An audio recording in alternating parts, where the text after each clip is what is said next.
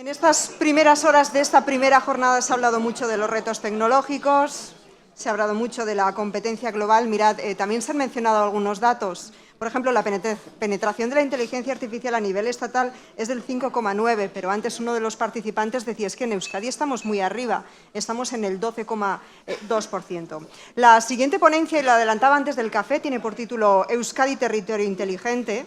Esta mañana hemos invitado a Laura Marrón. Ella es directora general del Centro Vasco de Inteligencia Artificial BAIC, es ingeniera de telecomunicaciones y executive MBA con más de 15 años de experiencia en ámbitos tecnológicos. Desarrolló su carrera profesional previa en el sector energético y esta mañana ha venido para abrirnos los ojos y orientarnos un poquito hacia el futuro. Laura Marrón, bienvenida.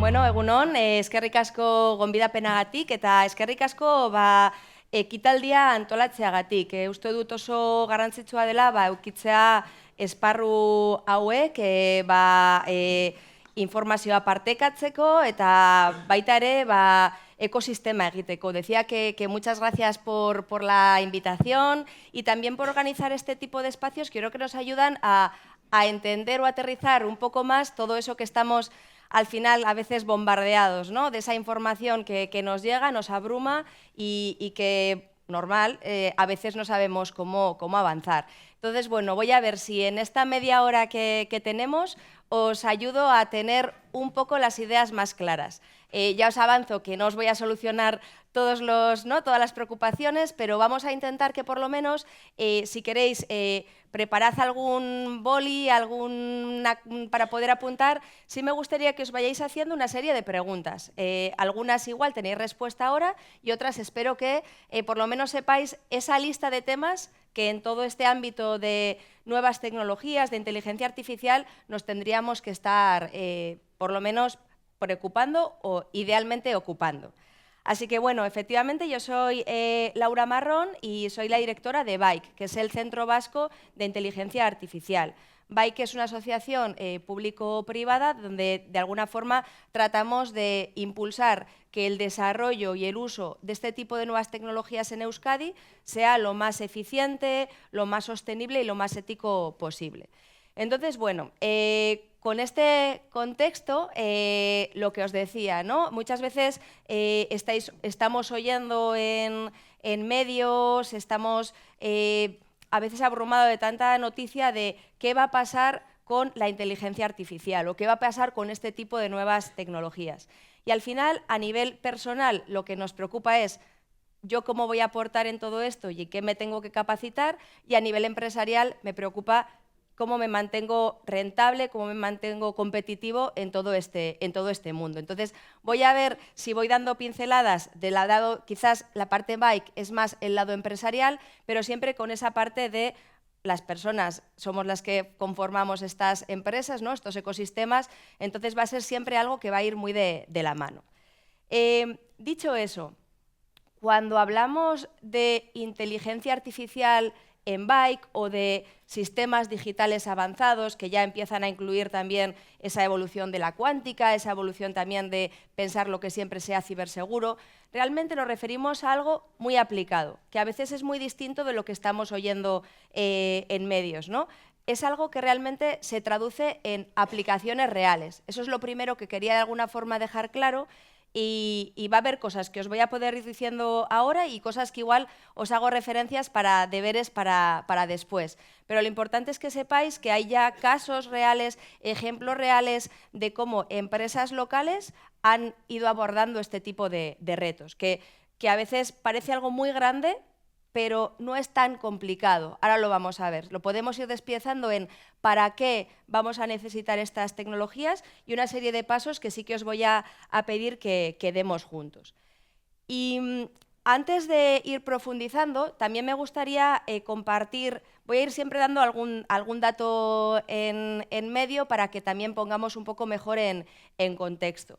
Y aquí el tema importante es que, pese a que nos vais a oír que muchas veces hablamos de cuánto se usan estas tecnologías como en porcentajes, la realidad es que lo que está ocurriendo, no solo en las pymes, también en las grandes empresas, es que pasar de empezar a utilizarlas, estas tecnologías, a lo que se llama ese escalado, al cambio cultural que hace falta, a que realmente esté bien embebido en los modelos de negocio, ese salto todavía no lo tenemos realmente solucionado. O sea, esto es una...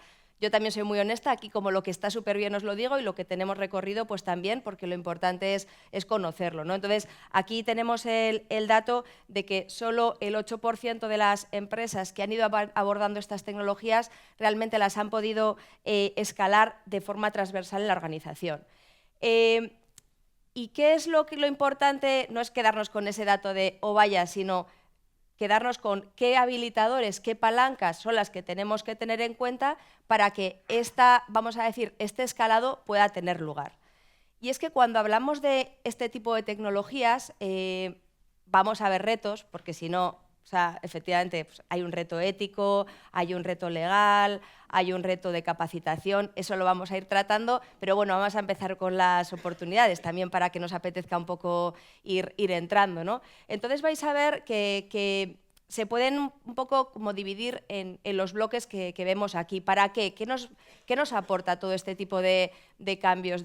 También vais a ver que no siempre hablo de inteligencia artificial, porque yo creo que eso también nos aleja, es hablar de la tecnología.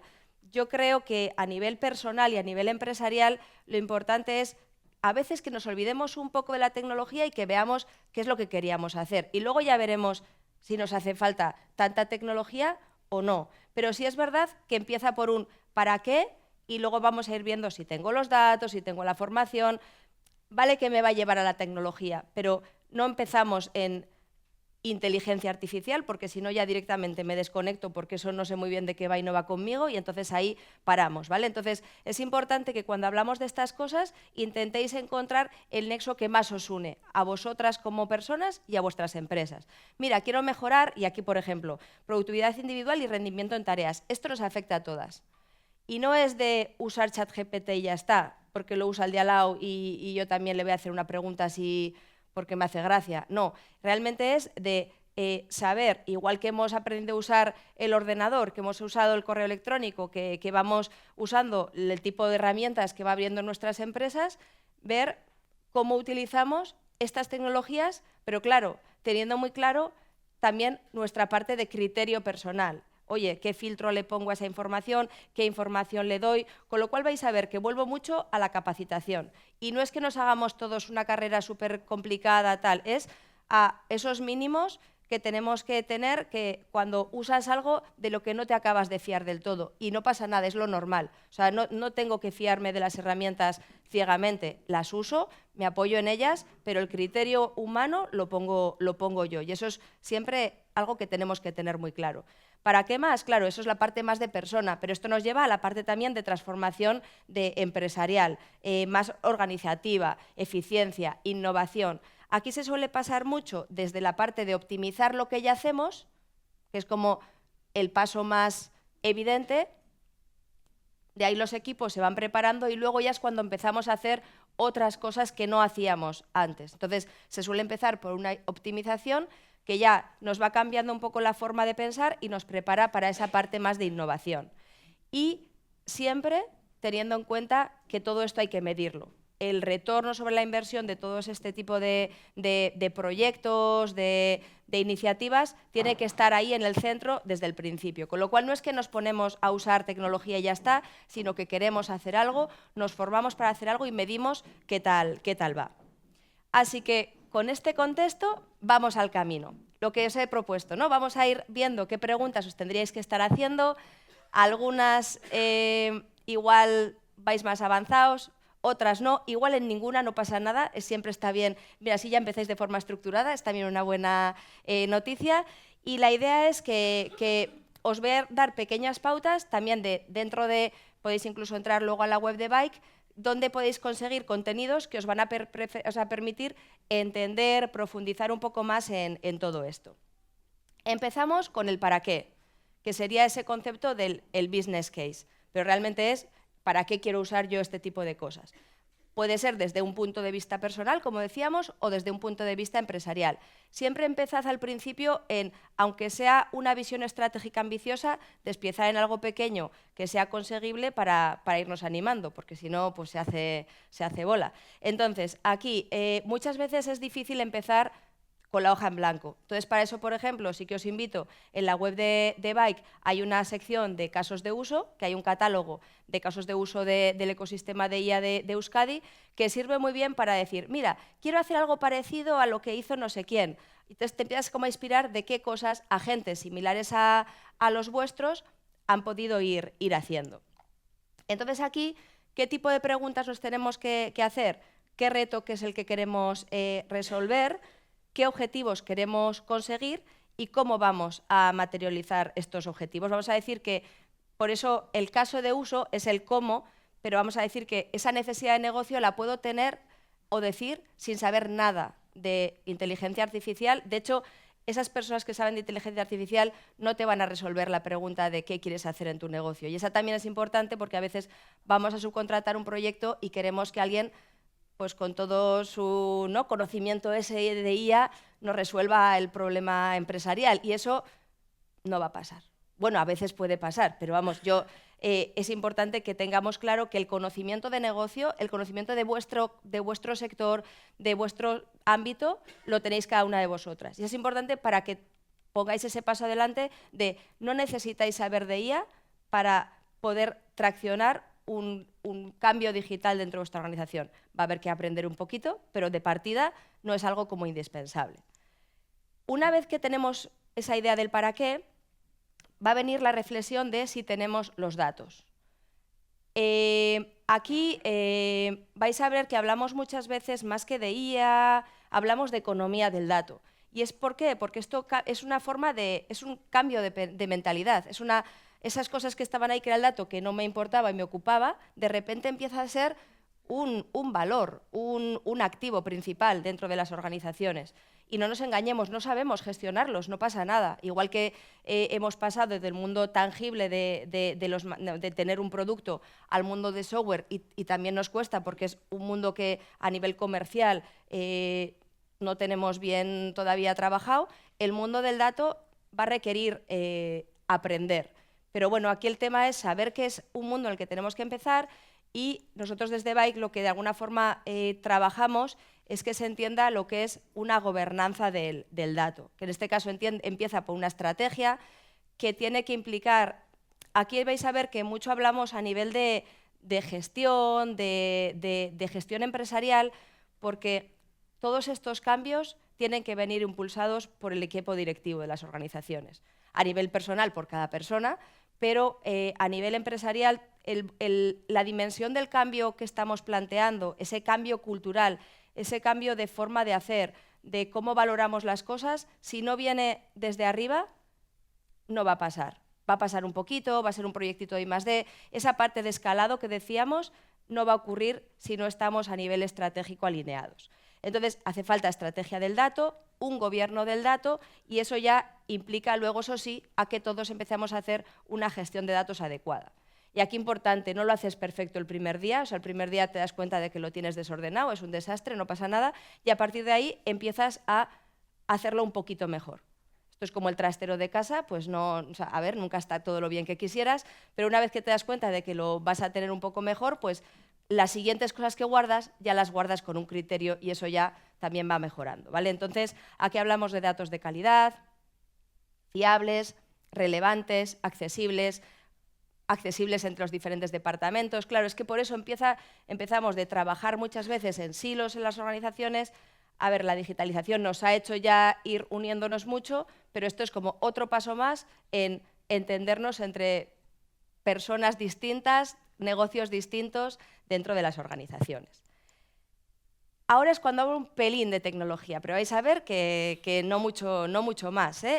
Vamos a ver que cada una de las tecnologías que soléis oír, en plan de inteligencia artificial, bueno, a ver, ¿qué significa eso? Hay muchas ramas dentro, y cada una de ellas tiene su para qué y sus recomendaciones de si estás haciendo tal, será más recomendable que uses estas tecnologías. Con lo cual, es interesante saber que la IA generativa no es para todo.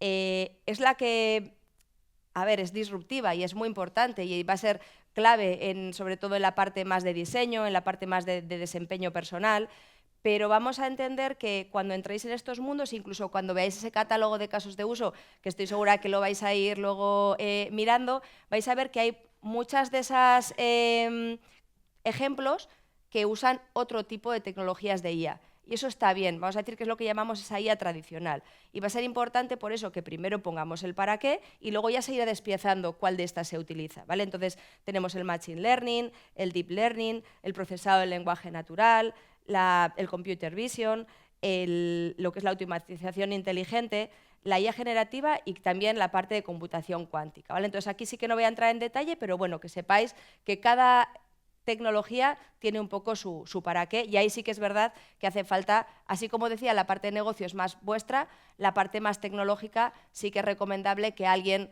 que tenga esa experiencia os pueda aconsejar. Y otro tema también es la parte de infraestructura. Vamos a decir que ponemos en marcha este tipo de proyectos y habréis oído hablar si lo tengo en la nube o lo tengo on-premise, ¿no? Aquí pasa como con las tecnologías. Iba a decir, no os liéis, es según la necesidad que tengáis y los requisitos va a salir una u otra.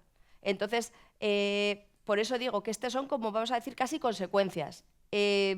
Cuando llegáis aquí es que ya está un poco estructurado ese caso de uso. Pero bueno, sí quería que tuvierais esos palabras que se suelen utilizar en los diferentes sitios, que al final parece que está pensado para liar, pues para que tengáis en ese mapa mental dónde encaja cada uno y en qué punto de la ecuación os lo tendríais que estar planteando.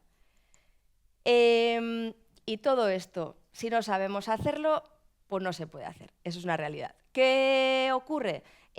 Aquí lo que estamos viendo es que hay mucha oferta formativa y va a seguir aumentando y eso es necesario y es súper importante, pero a la vez lo que es la capacitación interna dentro de las empresas es fundamental. O sea, decir, ese mínimo de IA que tenemos que saber todos los que estamos ahora mismo ya en activo.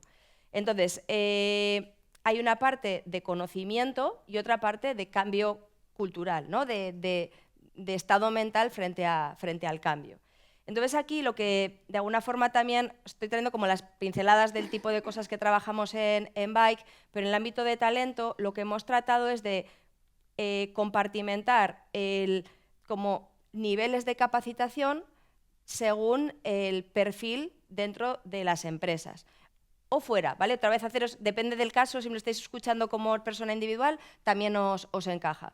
¿Por qué? Porque hay una parte de sensibilización e entendimiento que tiene que ser para toda la plantilla, personal no técnico, mandos intermedios, alta dirección, todos tenemos que saber un mínimo para no volcar en cualquier IA nuestros datos confidenciales, para saber cuándo sí, cuándo no. O sea, esta es la parte, vamos a decir, mínima de legal y ética, no la vamos a tener solucionada si no tenemos esa sensibilización global. Y esto es una parte más de ese mínimo de cambio cultural. Hay otro segundo nivel que sería el de esas personas que sí que van a empezar a usar esas herramientas de IA. Es como el nivel intermedio. Este sí que tendremos que elegir a esas personas pues, que ya tengan una sensibilidad, unas ganas, porque tampoco, a ver, de base no sabemos ninguno, pero unas ganas con este tema de nuevas tecnologías y que igual vayan a estar en esos primeros pilotos de forma que cuando empezaban no sabían, pero en año y medio pues ya se habrán peleado con 3 pilotos, habrán cogido un poco la jerga de todo esto y se habrán un poco empezado a pelear, ¿no? Entonces, aquí son esas personas que van a estar en ese uso responsable de las herramientas y son, vamos a decir, esos evangelizadores, esas personas que luego lo prueban, aprenden y guían al resto. Hace falta de eso en todos los equipos, el animado. Hay que identificarlo, a veces se nace, a veces se hace, pero si en ese grupo de gente que se anima a probar y a la primera que falla no te va a decir que es todo un desastre, no avanzas, porque va a fallar al principio. Esto también, otro tema importante es que sepamos que nadie hizo un nuevo proyecto sin que le fallara algo o se diera cuenta de que algo había que mejorar. Con lo cual, por eso también ese cambio cultural. hay que asumir que no tenemos claro todo lo que va a pasar, es una estrategia a largo plazo, pero cada paso lo vamos ajustando con lo que vamos aprendiendo y es un proceso de aprendizaje continuo. Y ya por último, esos profesionales que ya sí que desarrollan, escalan, mantienen, la gente que sabe, los técnicos, las técnicas de la IA. Y esa parte de desarrollo y especialización a veces no hace falta ni que esté dentro de la empresa. Eso sí que muchas veces se puede subcontratar, pero hace falta un mínimo conocimiento dentro que se puede tener o ir consiguiendo en los primeros pilotos sabiendo que no lo sabía suficiente para poder subcontratar este tipo de proyectos con garantías. Ya por ir cerrando un poco este camino, ¿vale? No hemos hablado todavía de la parte legal, la adecuación normativa. A nivel europeo, esta pirámide de riesgos, igual la habéis podido ver ya, hay un reglamento europeo, que es el AI Act, donde se marcan los niveles de riesgo y se dice, vale, si hay una serie, según el caso de uso y según la aplicación, se define si un sistema de IA se podría utilizar o no y con qué condiciones. No es evidente. Esta sería, de hecho, la parte legal. Todavía, hecho, por ejemplo, en Bike hacemos guías que se pueda entender, pero vamos, siendo realista, esto es un camino en el que estamos aprendiendo todos y casi el compromiso que tienes que adquirir como organización es tener un mapeo claro de lo que vas avanzando en IA, una documentación clara, un reparto de responsabilidades, una gobernanza de la IA para tener, vamos a decir, esa posibilidad de reporte, de seguimiento interno integrada desde el diseño. Esa es la parte legal, pero eso no quita.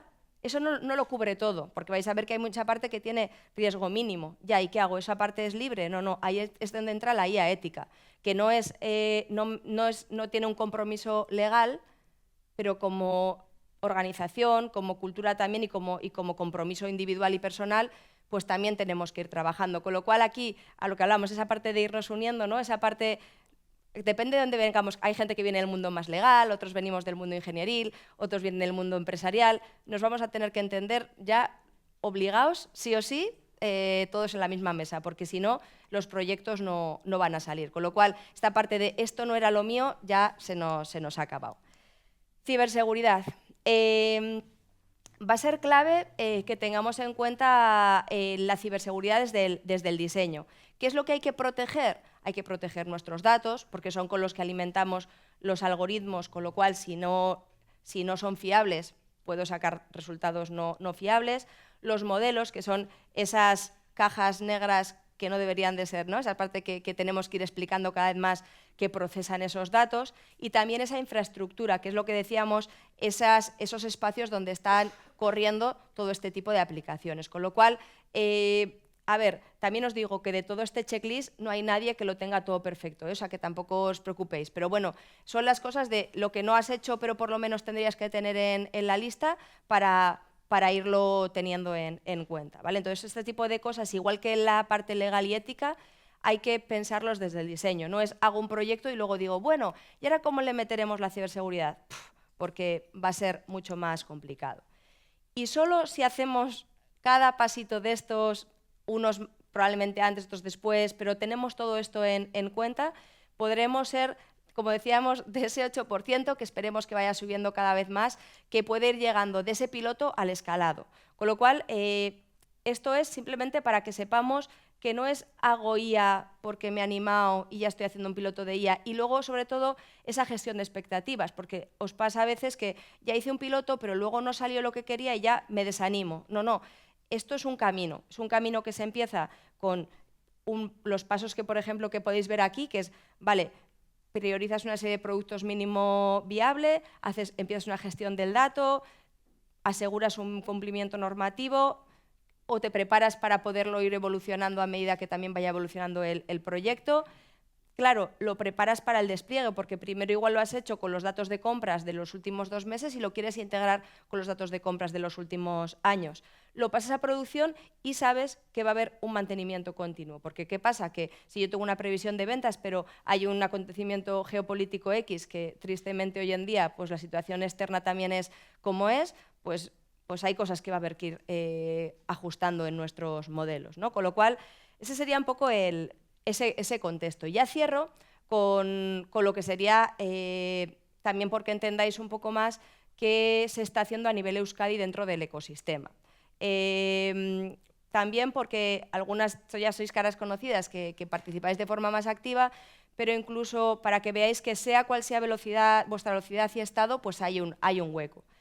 Aquí, siempre en Bike partimos de datos del ecosistema que se mapea cada año para conocer las capacidades y también ver qué puntos hay que profundizar o mejorar.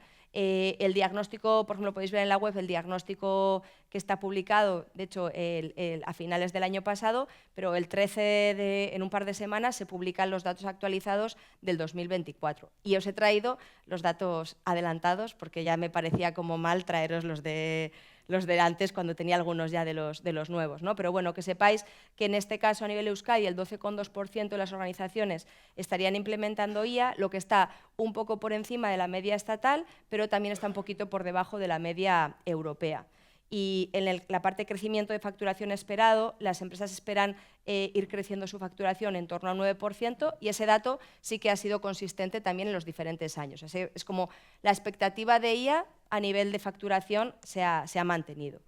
Tenéis una serie de datos de talento. Sí que os recomiendo cuando esté el informe que lo veáis en detalle, porque más allá del dato también se analiza, pues, por ejemplo, las empresas, cuál es la previsión que tienen también de esas necesidades, ¿no? Pues que esperan tener era un 25% de necesidad de crecimiento en puestos, vamos a decir, que conozcan este tipo de tecnologías, y a la vez preveían que solamente iban a cubrir un 15%, con lo cual ya la formación interna, la capacitación de los equipos, cada vez, bueno, ya lo sabíamos, pero los datos nos confirman que es súper necesario que ese plan de capacitación interna lo pongamos en marcha sí o sí.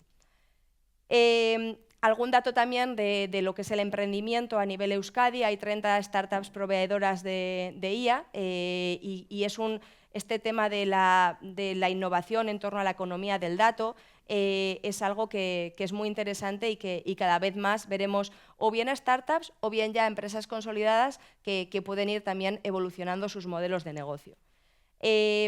Claro, este tipo de tecnologías, sobre todo cuando queremos una cierta soberanía tecnológica, un cierto control sobre las tecnologías que utilizamos, va a ser fundamental también que vaya acompañado con un I+D dentro del territorio. Y es verdad que aquí también los centros tecnológicos, los equipos de I+D de las empresas y las universidades, pues bueno, también se han ido mapeando, pues también vemos qué tecnologías son las que trabajan más, qué posición tienen, pues lo que hablábamos, las tecnologías, cuál es la que se está trabajando más. Bueno, esos datos también estarían disponibles.